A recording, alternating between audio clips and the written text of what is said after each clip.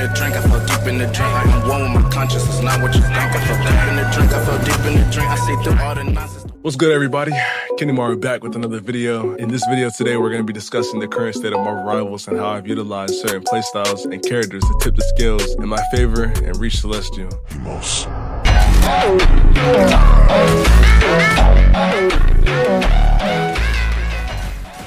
So before we go further, let me be perfectly clear.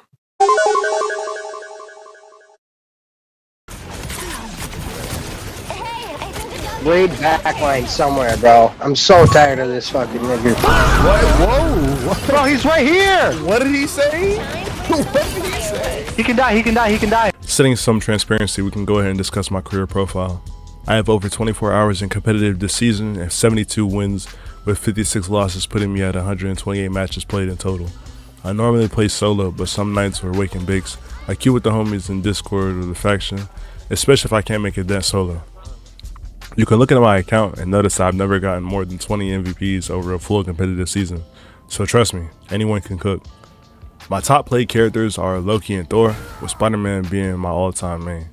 I normally hover Thor for a majority of my matches and play Loki whenever another support is required. Now the DPS bag is a different situation. My DPS is kind of like, crazy slots from Hunter x Hunter. It's randomized but efficient.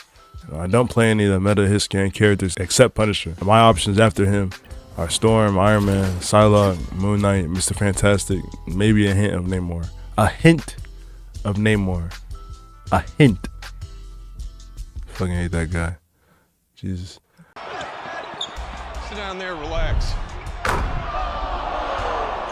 Put on a show just for you. I really don't like that motherfucker. Anyway, moving on to the Vanguard bag, I let Thor do most of the heavy lifting, but I morph like Ben 10 to whoever else is best depending on the situation. And then for my support bag, my picks are usually Loki, Cloak, or Rocket.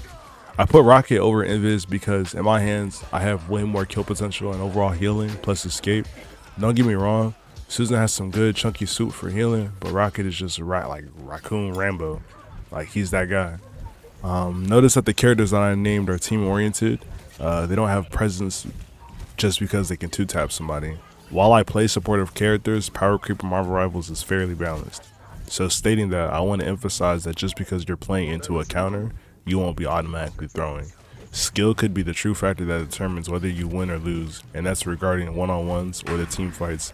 For this video, I'm mainly going to focus on Thor and Loki and how their recent buffs allowed me to maximize their team play potential. Starting with the Herald of Thunder himself, Thor has been brought from the depths with his new changes. He is so much more value. If you use him patiently, his cooldowns animation cancels, especially with his lightning confinement, staggering ultimates and stopping momentum, you can't mess up with him. Like, Thor is honestly a Swiss Army knife. He can do a bit of everything, which is why I consistently play him on tank the most. Skill is all it takes to turn this guy into a powerhouse.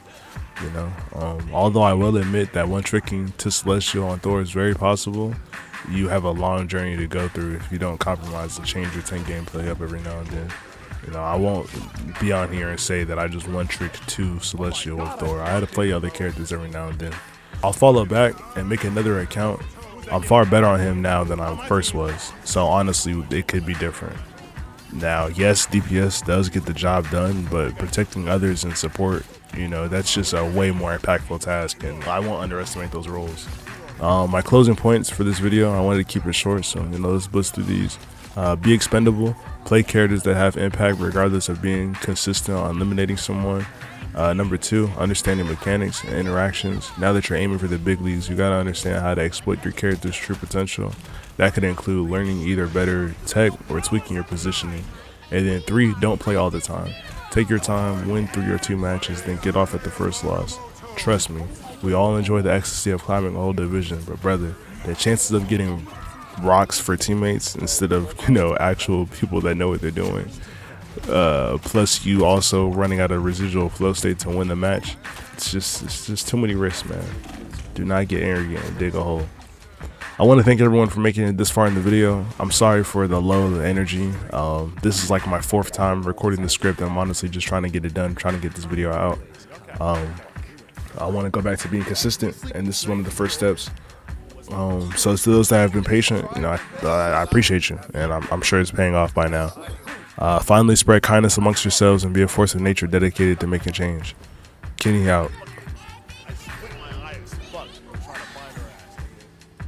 Then I damaged the juice, slept that bitch. Yeah.